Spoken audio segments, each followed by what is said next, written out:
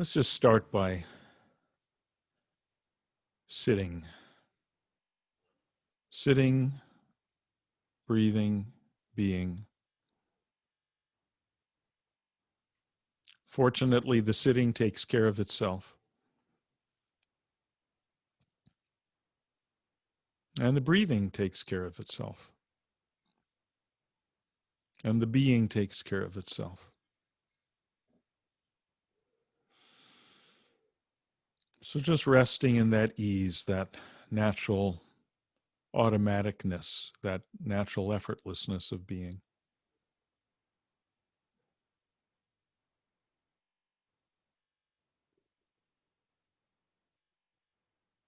Finding it right here. Not looking, finding. Because it's right here.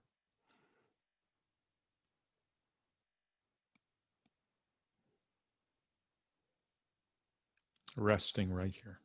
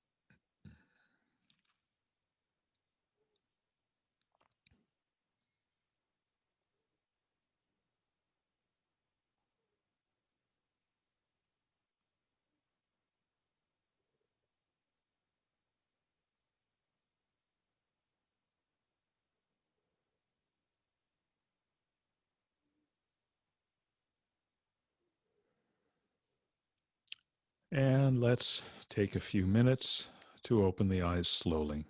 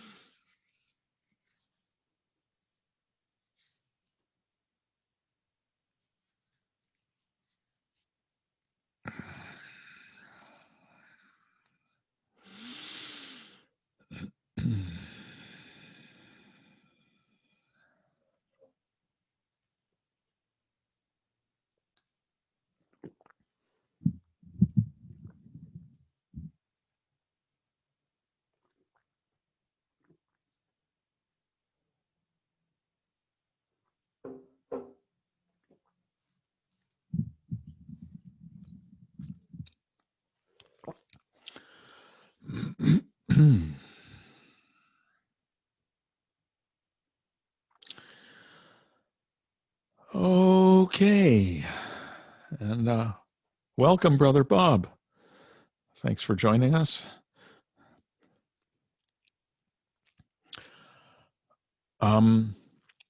Okay, I'm going to allow you all to unmute yourselves as needed.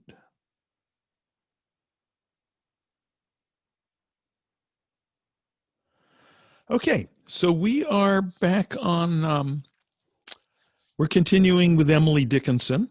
I think this will be our last Sunday talking about Emily Dickinson, although we could do this for a long, long time. Next Sunday, by the way, we will not be meeting. I've got something else I have to be doing. And then the following Sunday, we'll be back. I think we'll go to Walt Whitman. Whitman and Emily Dickinson are really good to do back to back for reasons that you'll see. But all of this will be in my Tuesday morning newsletters. So,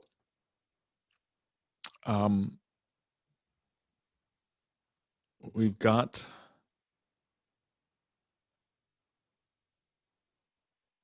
two more poems by Emily Dickinson, and you all got the link to these, right, in the last newsletter. So you can look at these anytime. I mentioned previously, we talked about the fact that when she lived in the middle of the 19th century, it was a time of tuberculosis epidemic, consumption, as it was called in those days. And she just saw friend after friend, family member after family member die.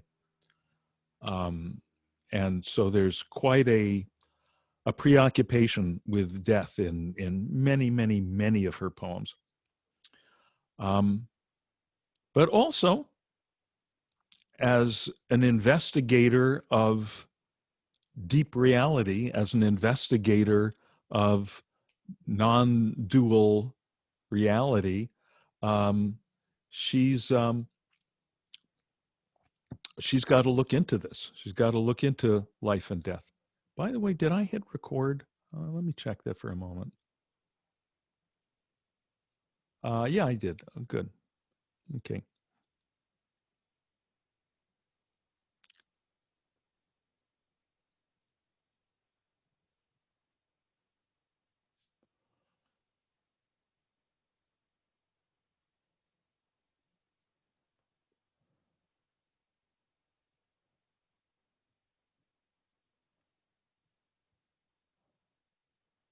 Oh, hang on a sec.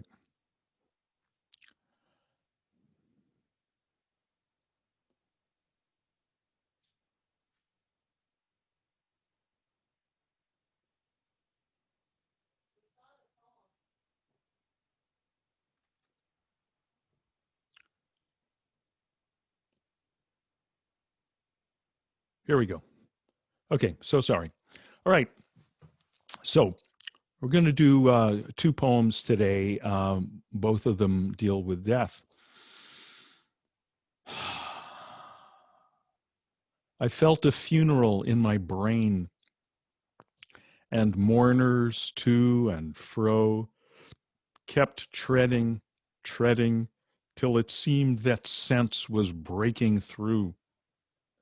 And when they all were seated, a service like a drum kept beating, beating, till I thought my mind was going numb. And then I heard them lift a box and creak across my soul with those same boots of lead again.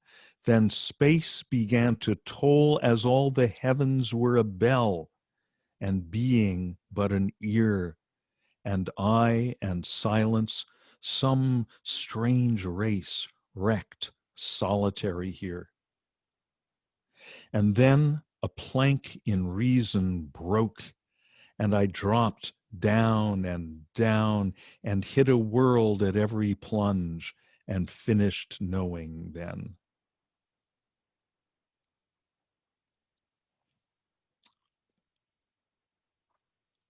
Okay. Let's take our shoes off and run through this. I felt a funeral. Okay, right away, as always with Emily Dickinson, the words are simple, but deceptively simple. Wait, I felt a funeral in my brain. So what's the actual experience here? Is she attending a funeral and recording for us how it felt? Or is she feeling something in her brain internally, having some internal experience without necessarily anything external to correspond to it or to provoke it? Something that feels like a funeral. Or is she using inner vision? Has she been to enough funerals that she can feel, and she's using the inner vision to feel deeply what's the essence, what goes on, what's the experience of being at the funeral? She's feeling the sorrow. Um, Say it again, please. She's feeling the sorrow and loss of. Feeling the sorrow. Well, let's see. Um, she's definitely, the operative word here is felt. That's the second word in the poem. So far, she hasn't said anything about sorrow. Um, I mean, sorrow's the obvious thing, and any of us could write a poem about going to a funeral and feeling sorrow, and of course that's going to make us suspect that Emily is going to see something different, or she's going to have a deeper take on it than just sorrow. It's her death. It's her death, says Louisa. What gives you that sense? Because she felt the funeral in her brain, and she's seeing or feeling the mourners walking back and forth. Yeah, that's what it feels like to me. I think of course, poetic logic is a lot like dream logic, right? If the poet takes advantage of it. You're not necessarily limited to one point of view, right? You know how in a dream you might be sort of here and sort of there and sort of nowhere, sort of a disembodied awareness experiencing the whole thing, right? So maybe it's some of that. Maybe there's some sense of being a mourner and some sense of being the body, being The the mourned. the mourner and the mourned, right? More eloquently put. Thank you. I felt a funeral in my brain and mourners to and fro. Yeah, notice the mourners, they're in the third person. So that sure sounds like that's someone other than her. And mourners to and fro kept treading till it seemed that sense was breaking through.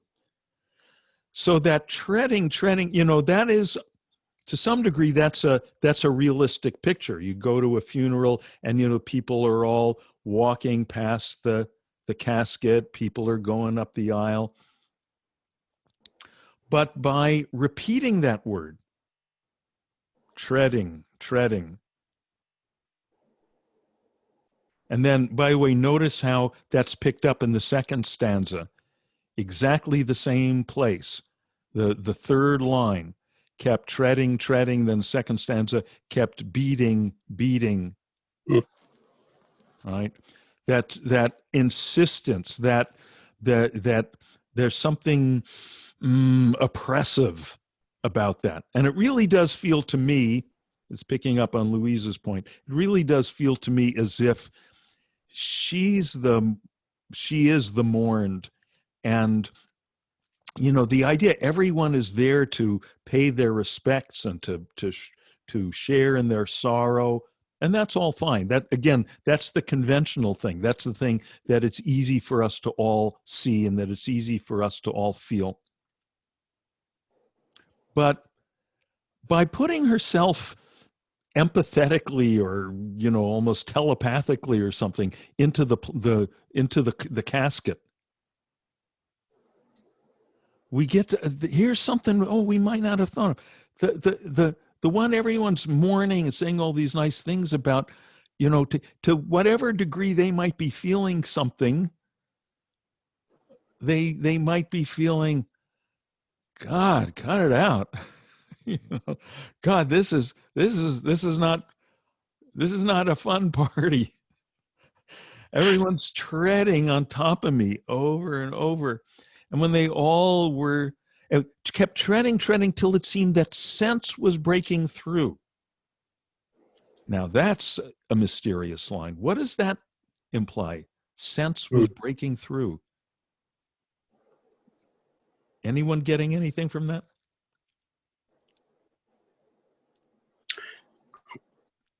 Have I enabled you all to unmute yourselves? Well, the word sense to me has sort of a stabilizing sense to it. That something is being now seen through through the being with the sort of the, with the treading of the mourners, Mm-hmm. somehow just that image or that vision results in somehow she coming to her senses, Mm-hmm. or not, or that sense was breaking through to her. Yeah, yeah. That's one possible interpretation here. You know, the word sense is it's a tricky word because we can use it to mean we can use it in many, should pardon the expression, senses. We can use many meanings. One is like kind of what you're alluding to here, Bob. You know, like making sense of things, making things okay. Now there's a feeling of reassurance, Right, uh, right. a feeling of reassurance, like, okay, now I understand what's going on. But, you know, if we look at the next stanza, and when they all were seated, a service like a drum kept beating, beating. So here's the service again that's supposed to comfort everyone, but there's still that oppressive feeling. And it's certainly brought out by the sound of the poem, and that, again, that repetition, beating, beating. It's like this thing's beating against your head till I thought my mind was going numb. Mm-hmm. So my feeling about this, and you know, one of the great things about this stuff is you can keep coming back to it all your life, and and having different opinions about it and seeing different levels of it. I think sense here may refer to like the senses, the five senses, and that it's as if the repetition and the oppressiveness of the mourning and the walking and the pacing, the treading, the beating, uh, you know, everyone's saying, you know, oh, Emily, we're so sorry you're gone, we blah, blah, blah. And it's like she's starting to hear them. She's starting to, that's what it feels like to me. They're starting, you know, it's starting to like break through the wood of the casket, starting to penetrate. Dean, can I say something? Yeah, please. Yes. So what occurs in your response is that you feel that logically, what my interpretation is not one that you would accept, because you're saying, but then the mind is going numb in the second stanza. But what I get, my take on that is that, well, that's not a problem.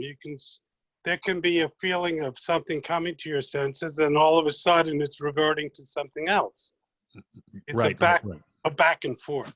Yeah. Again, and let me be clear. I'm not saying I don't accept that interpretation. We're saying, right, you know, as I say, we keep coming back and back to this stuff, and you know, right. we look at it 5 minutes from now and get, and it's not because it's muddy, it's because it's rich.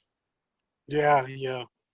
You know, it's like a diamond. There's the diamond. It's right there. But you know, you turn it just a little. You turn it a fraction of a millimeter this way, and now the light is refracting through it in a whole different way.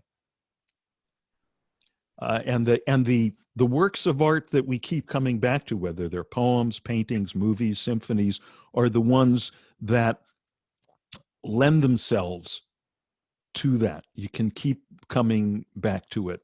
You know, different musicians can play, you know, a simple song with 2 verses to it, like Knocking on Heaven's Door, and keep coming up with different musical interpretations. Let's look at the third stanza. And then I heard them lift a box. Okay, that seems clearly to be the coffin, and creak across my soul.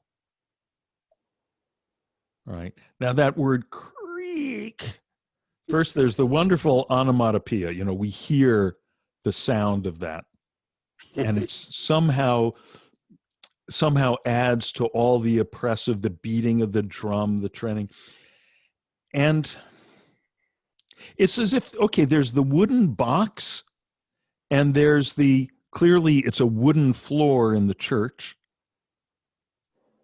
It's like they're walking across the floor, they're walking across the casket with those same boots of lead.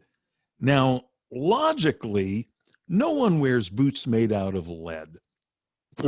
So logically, it makes no sense. Psychologically, it makes perfect sense, right? That's what it feels. That is such, I mean, to me, that right there, those three words, boots of lead, there is genius, right? I wouldn't have thought of that.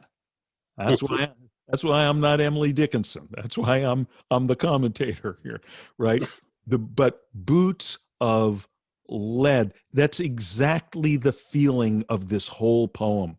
And it just gathers it up and intensifies it. All this treading across my soul, all this treading of, it's like you're wearing leaden boots, and the lead just makes it dark and cold and heavy and awful, right? Now, then space began to toll, right? Toll is like the tolling of a bell, right? Now here, for the first time, the only time in the poem, we get, I forget what it's called, there's a technical term for this, when a sentence or a phrase begins at the end of one sentence, begins at the end of one stanza and then continues into the beginning of the next stanza. And it doesn't really make sense till you get to the next stanza. Then space began to toll as all the heavens were a bell. And here where she says as, I think we have to read this in the sense of as if. As if. She's saying that in a compacted way. Right? So space began to toll as if all the heavens were a bell. Is it a bell? The bell that tolls? Yeah, well, literally, of course, there's it's the end of the funeral. They're carrying the casket out. The bell is tolling, but we're getting the experience from the point of view of the dead person who's gone, from the Buddhist point of view, from the Vajrayana point of view, she's starting to go into the bardo now, right? She's starting to go into the intermediate. She's setting forth on the voyage in the intermediate places. She's going through the tunnel. Mm-hmm. And so she's hearing it from there. And interestingly enough, when you read the Bardo Todo, the guide for the passage between dying and rebirth, which is mistitled in English, the Tibetan Book of the Dead, they describe how as a person is dying, the senses progressively go away one after another. And the last one that's left is hearing. Wow. And it's there in the Tibetan tradition. It's there in other traditions. Friends that I've talked to that have worked with a lot of dying people, everyone confirms that. And by the way, in case you're around people who are dying, or for that matter, even people who are deeply sedated, always assume they hear what you're saying. Never assume they don't hear what you're saying.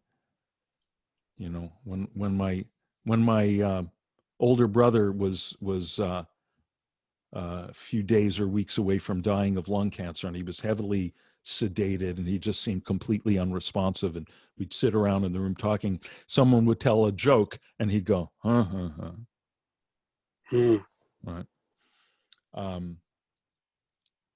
And in fact, shortly before he died, they gave him this, what's it called? This drug that suddenly it like rolls back the effects of the narcotics for like 5 minutes or 10 minutes.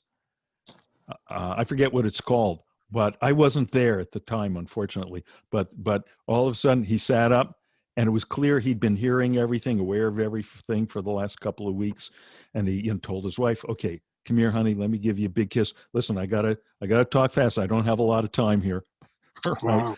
And he said, "Okay, now you know, you've been my son-in-law. I want you to take care of my dogs. You have to take care of this. You know, tell Dean and Eric and Palace that I love them." That right. And then so people hear. So hearing is the last sense to go.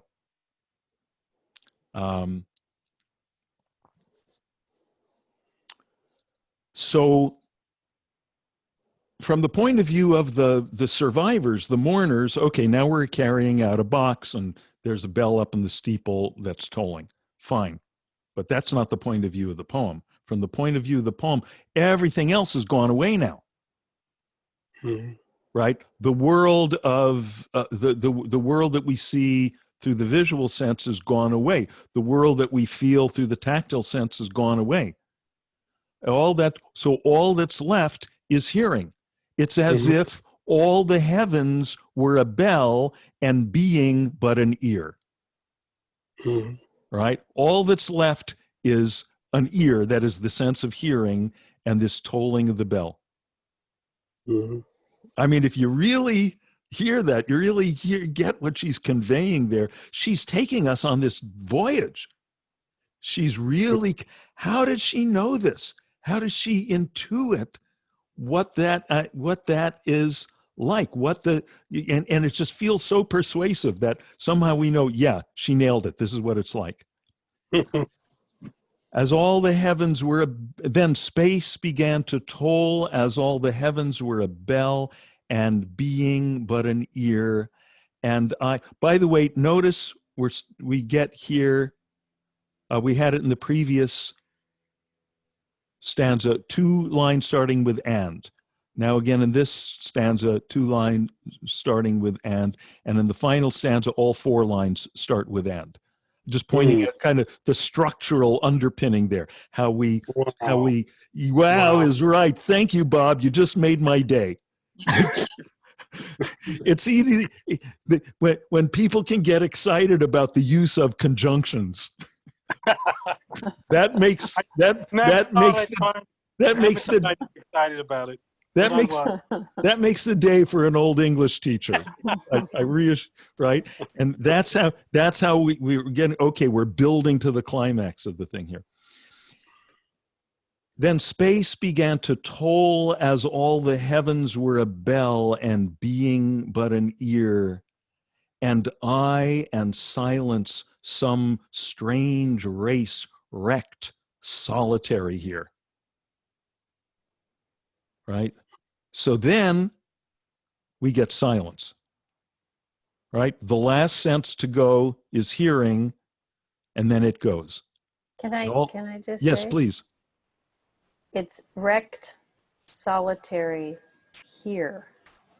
Not, to me, it's not wrecked, solitary here.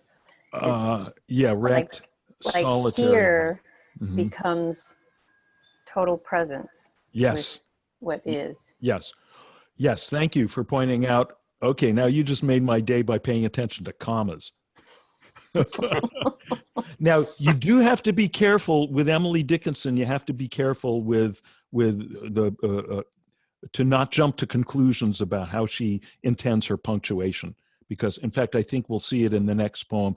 She sticks in commas where they don't really kind of make sense for us. But yeah, they're right. Now, the word wrecked, of course, makes perfect sense. We're wrecked. We're destroyed. Our old form, our old body is broken. It's broken. It's on its way to the junkyard now. Right?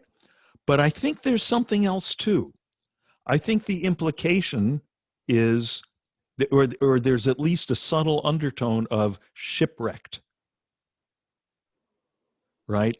That you come, right? That word strange, strange does mean odd, weird, but it also means strange as in a stranger in a strange land. right? So there's this feeling that now she's crossed over to, you know what I see with this? I see Robinson Crusoe, right? I see like the someone shipwrecked in a strange, like landing, crawling out of the water, landing on the shore, and you're all by yourself. You're a strange race. You're the only one of your race. You completely, all your family, all the human family, everything, they're all you're gone from them, all by yourself, with no one accompanying you except silence. Silence is the thread, right? Now, there does seem to be, after the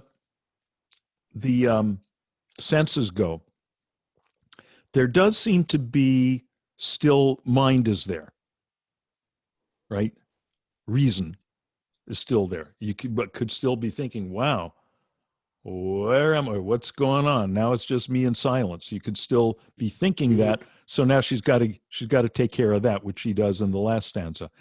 And then a plank in reason broke. Okay. Now you see how plank connects way back to the beginning of the poem, to the the wooden box, and to the people treading across the wooden floor, making the floor creak. Wow. So, and also that word of breaking through, that phrase, break through. So now there's finally the complete breaking through. It's as if whatever last support she had, which was a plank in reason, which is the mind, the ability to think what's going on here, even that breaks, even that goes away. And then a plank in reason broke,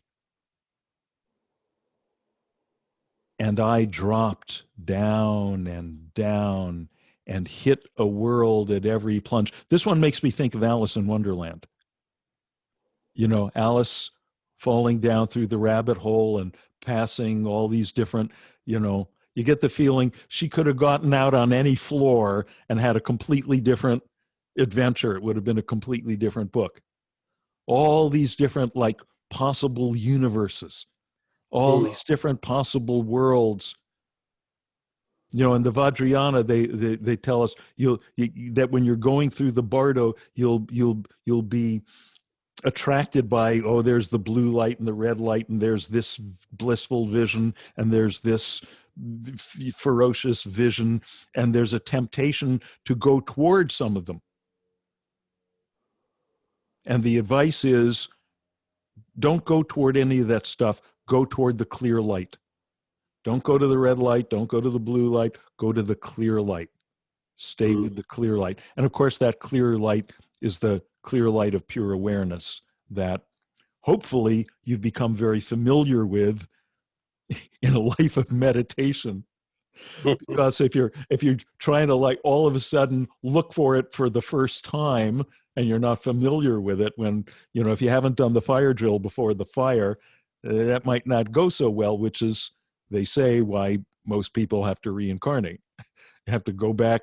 Okay, try again. Hopefully you'll get the brass ring next time. And then a plank in reason broke, and I dropped down and down. And notice how down and down picks up on the repetition earlier, the treading, beating.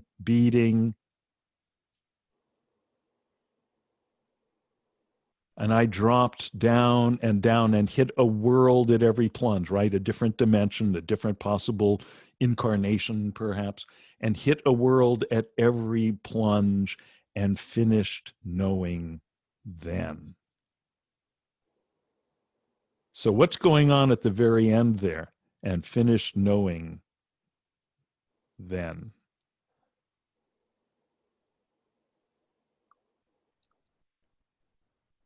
Well,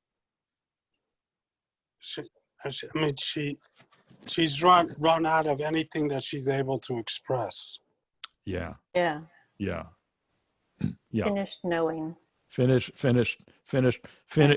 We're finished with the senses. right? We're finished with here, seeing, smelling, touching, feeling, and the last one, hearing.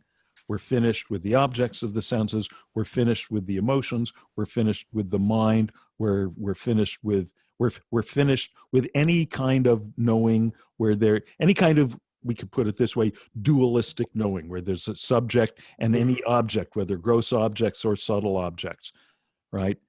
And then what's So after? what does it mean she hits a world? What world?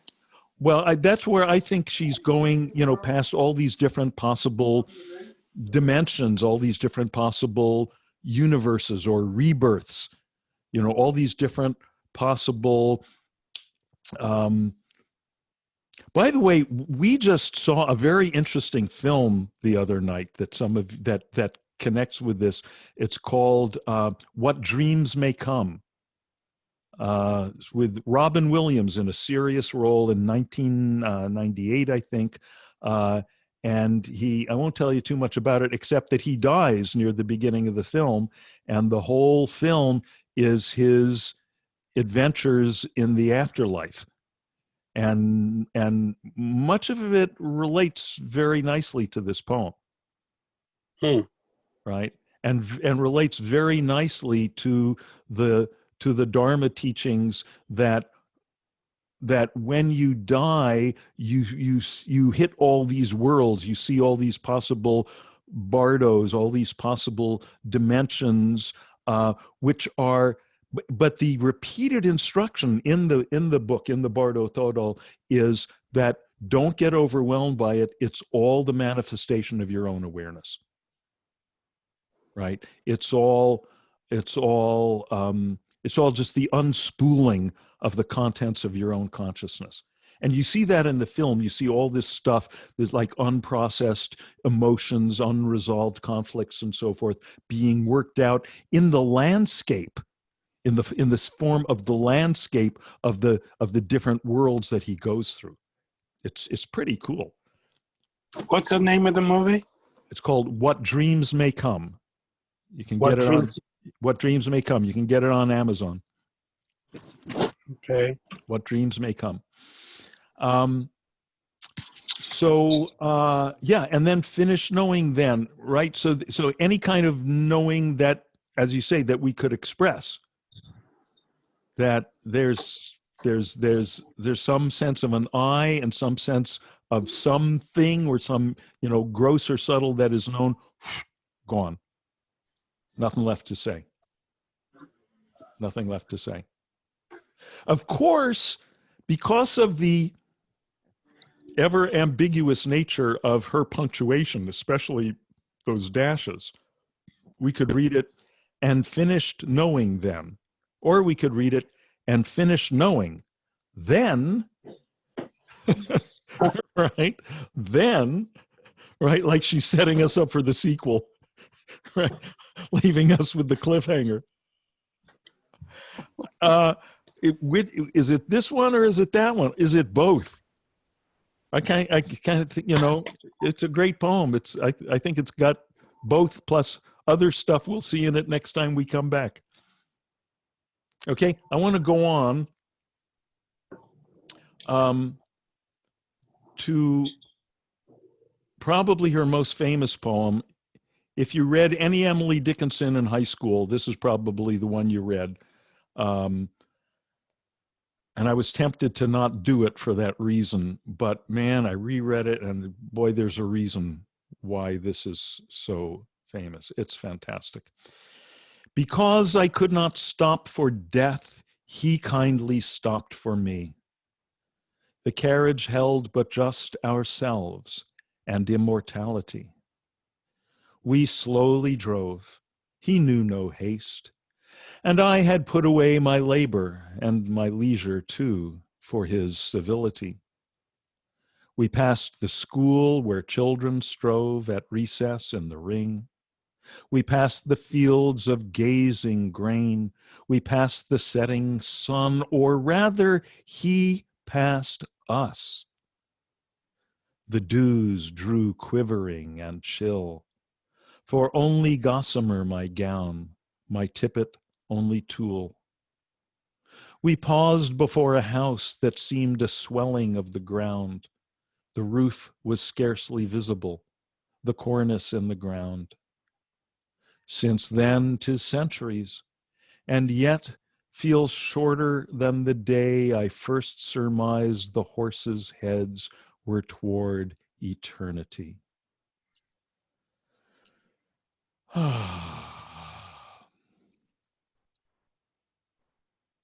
Okay. Because I could not stop for death. Man, she's got to think, if, maybe because it's too familiar, but please try to hear that line as if you've never heard it before. Because I could not stop for death. What? You see the audacity of that?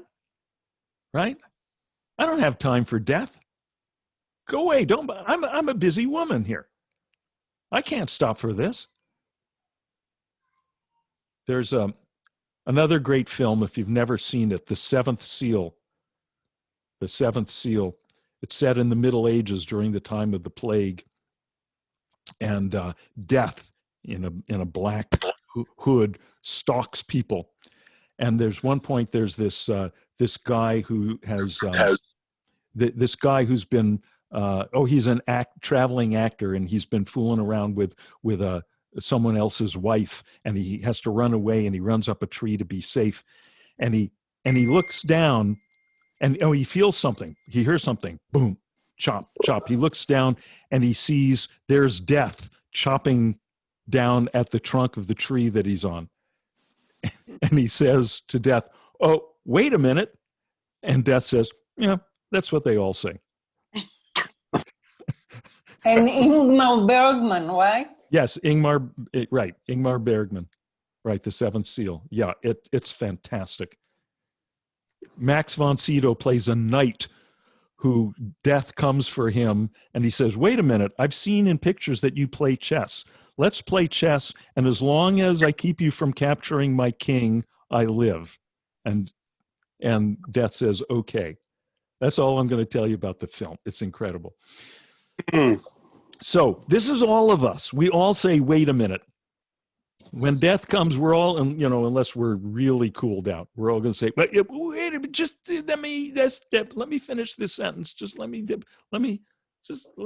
finish my coffee. I can't stop for this." No, that's okay. Don't worry. It doesn't matter if you can't stop for death. He'll kindly stop for you. Right? And that word kindly, her sense of irony, the tartness of her sense of irony is just delicious. Don't worry about it. He's got this. He'll stop for you. But what's interesting, as the poem goes along, we realize that word kindly is not just ironic. There's a very sweet, there's a deep sincerity to it, as we'll see. The carriage held but just ourselves. So here we have this kind of unstated or semi-stated metaphor that death is a coachman. Death is the coachman come to carry us to wherever we're going. The carriage held but just ourselves, and immortality. Okay? Now, if that's all we get here, that's nice. Pretty much anyone who's been to Sunday school can say, "All right, I'm a good Christian. Death is not the end of things. There's an immortality that's promised to us." And notice the rhyme here. The rhyme in the first stanza is perfect rhyme. Me, immortality. And it's a kind of rare instance where Emily gives us straight rhyme to underscore the feeling of, okay, everything's fine. It's going to be just like you learned in Sunday school. We can feel very comfortable. And then notice what starts to happen with the rhyme. We slowly drove. He knew no haste. Right? Death doesn't have to be in a hurry. Death has all the time in the world. Literally, death has all the time, all the space, all the cause, all the effect in the world. right? Those of you who are familiar with the wheel of life in the Buddhist and Hindu teachings, you know, the 6 realms, and there's all the different kinds of psychological states that you can be, you know, find yourself in. Every kind of state you can be reborn into, but looks like a big pizza. A big pizza divided is cut into 6 slices, and the whole thing is being held by Lord Yama, the Lord of Death. If you remember that old song, he's got the whole world in his hands, but death has the whole world in his hands, right? He knows no haste. And I had put away my labor, right? Okay, so whatever you were busy with, you put it away now when death comes calling. You're done. Put down your number 2 pencil. The test is over. No more answers, right? And I had put away my labor and my leisure too, right? So, oh, wait a minute. So it's not just, okay, the comforting. Now we're starting to get some cracks in the Sunday school picture, that, you know, the Sunday school picture, which is, oh, all your labors, all my trials, Lord, soon be over. And the idea that all the bad stuff is gone, and I'm going to sit on a cloud and play a harp, you know, and just have an eternity of leisure. But no, it's not that either, right? She's giving us the pairs of opposites, labor and leisure. And notice how perfectly they're balanced as a Tweedledum and a Tweedledee because of the sounds of the words. Both 2-syllable words. The stress is on the first syllable, starts with an L sound, ends with an R sound. It's like yin and yang, labor and leisure, that we think of as total opposites. They're really just different sides of the same coin, and that coin is now gone. And I had put away my labor and my leisure too for his civility. What a wonderful word there. He's kindly, he's civil. Death is a gentleman. You know, death is not a bully. All these things people say, death is terrifying, death is terrible, death is a bully. Death doesn't, you know, it's like when people say when there's a hurricane, Hurricane Laura has unleashed her fury on the Gulf Coast. The hurricanes don't have fury. That's our projection. Hurricanes don't have to feel fury. They don't have to get angry because they're holding the cards, because they're powerful.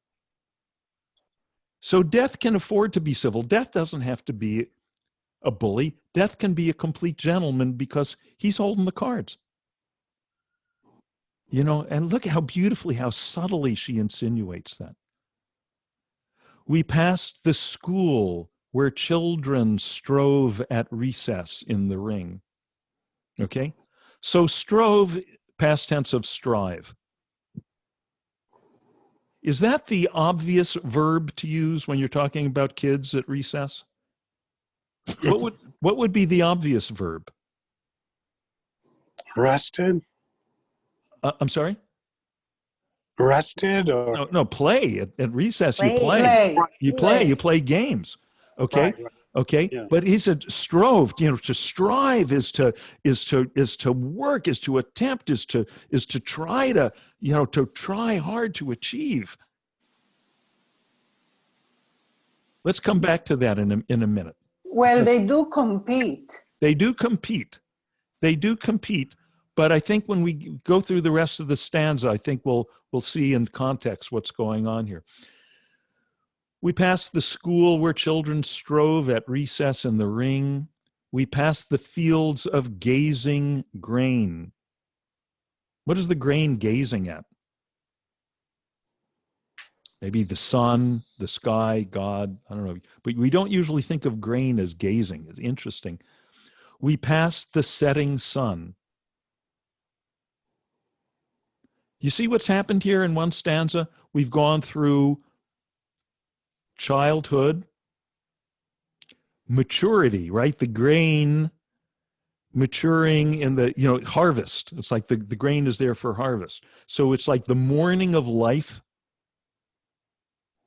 the dawning of life, then the maturity, the harvest. We achieve the things we're trying to achieve to whatever degree we achieve them, and then the sun sets on our life. So basically, we've gone through a whole lifetime in a day, or in a stanza in 4 lines. You can do that in dreams, and you can do that in poetry. So you see, very, very subtly, she's starting to insinuate the relativity of time. We're starting to transcend our usual sense of time. So I think the children striving is yes, they do compete at games, and it's, like, it means everything to them. But I think that also the implication is, this is us, we're the children. It's as if all the stuff that we strive for, now I want to get elected president, now I want to write a best-selling novel, now I want to marry the girl or the boy of my dreams. Now, all my greatest achievements, we're all like kids playing games, on the playground of life, in the ring. It's like a circus ring, right? That word ring is not obvious. It's like, it's a circus. It's a play. And of course, while we're in it, when you're a kid and you remember what it's like in the 3rd grade to be out in that playground, and wait a minute, you cheated. He was safe. He wasn't that right. It's as urgently important to you then as swinging the big real estate deal or something is going to be later on. And then from the point of view of the person who is leaving, left all this behind, it's all like games. It's all. So we passed the setting sun.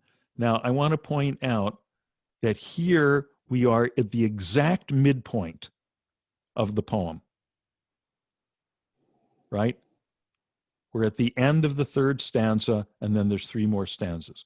So we're at the exact midpoint. And look, this is some more just insanely great structural stuff that just thrills me no end. We passed the setting sun, or rather he passed us. Right? Another one of these sentences that you don't understand it until you get to the next stanza. It straddles the end of one. It's right, if you fold the poem in half, it's right there in the crease. It's the hinge of the poem. We passed the setting sun, or rather he passed us. All right. You see what's happening. Time and space are starting. Oh, no, time is starting to go on without me.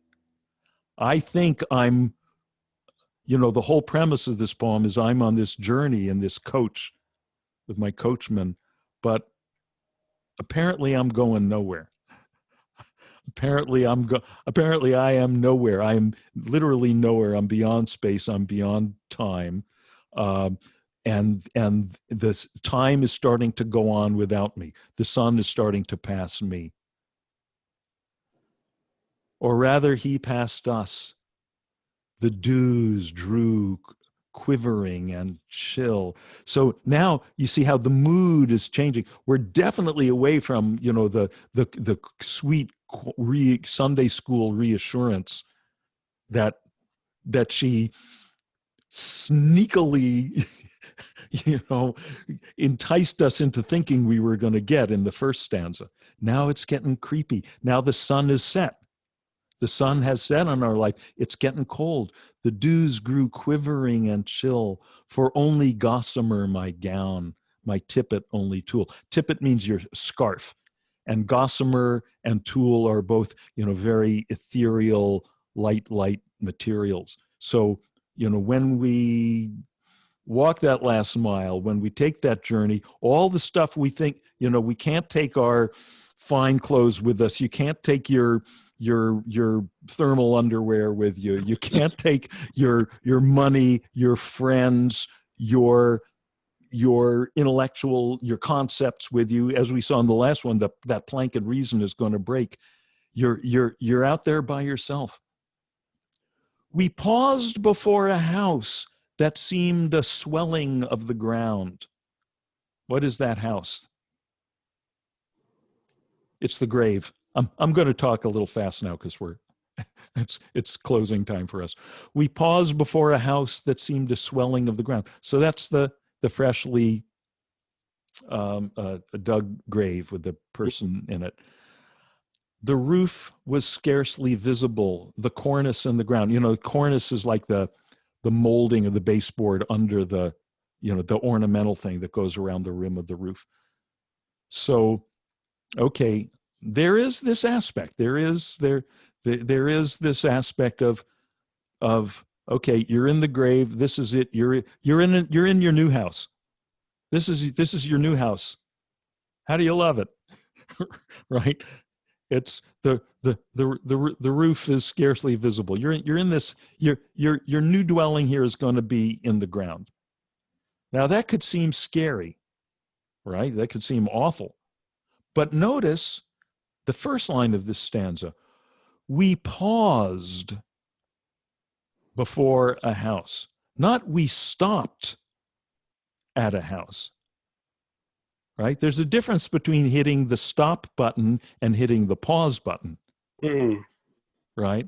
Pause implies you're going to move on. Yeah. And it doesn't say, and then I went in and blah, blah, blah. It's like, oh, there's my body. There's my body, but the illusion that I am that hunk of meat is gone now. I don't need that. I don't need the meat suit anymore. I'm no longer striving in the playground. I'm no longer a child. I've graduated to something. What has she graduated to? Let's look at the last stanza. Since then 'tis centuries, and yet feels shorter than the day.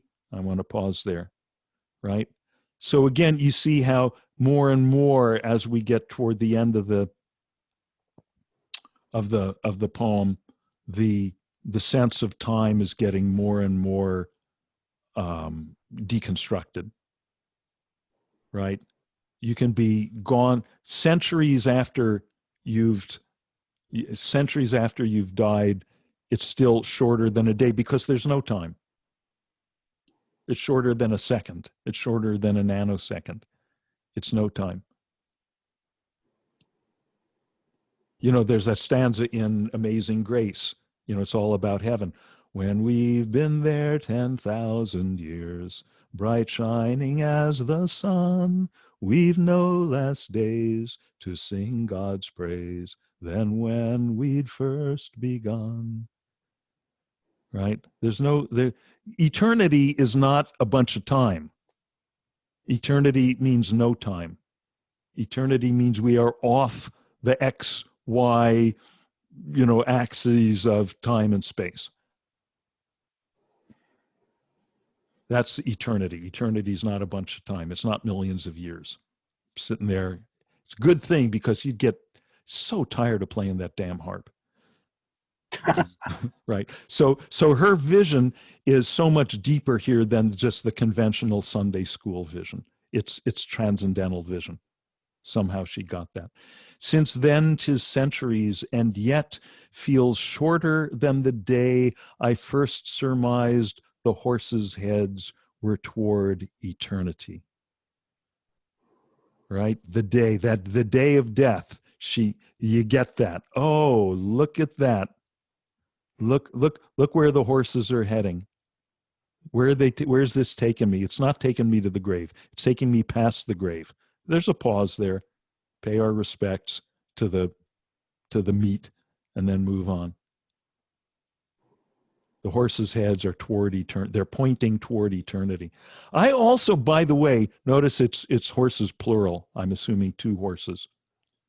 And I get a sense that there's at least a subtle hint here that the heads of the two horses are like the two hands of a clock or a watch, right? And what are they pointing toward? What time is it when you die? It's eternity o'clock. You know, right? That's what they're pointing toward. I just kind of feel that it's kind of there in the geometry and the topography of the poem. So you see why this thing is a masterpiece we can't skip. She's just, to have that clarity of vision, and then to find a poetic or any kind of artistic form to convey it, and to convey the subtleties of it with such clarity is just, oh man, So all you have to do is write one poem like this in your lifetime, and you'll be immortal. Okay? So thanks for dropping by, and we will see you in 2 weeks. I'm as I said, I think we're going to do Walt Whitman next. The Walt Whitman offerings in this book we've been using are inadequate, so I will I'll dig up some Walt Whitman texts, and I'll post them with the link in probably not this Tuesday's newsletter, but the next one, so you'll have it in time. Okay? Thank you. Thank you so much. May all beings notice that the horses' heads are toward eternity, and not only on the day you die, but right now, every moment, every moment. When I was a kid, we used to watch the Howdy Doody show. It started, "Hey kids, what time is it?" "It's Howdy Doody time." So, "Hey kids, what time is it?" "It's eternity time." No time. Thank you. Thank you. See ya. Bye.